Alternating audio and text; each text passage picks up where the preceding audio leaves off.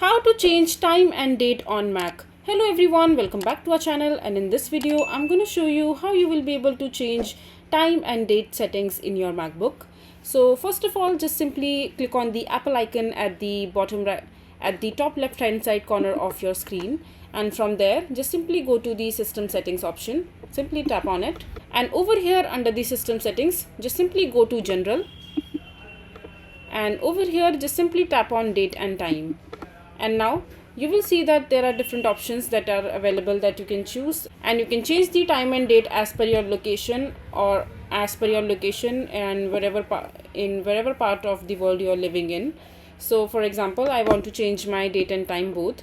So just simply click on set over here, and now you have to enter your password or use your touch ID to unlock the changing tab. And now you have to enter the date in which you want to change the time. So for example, this date is perfect right now, but I just want to change the timing right here. So right now it is PM here, so I'm gonna change that. And once you have done setting up the date and time as per your location, and then just simply click on set.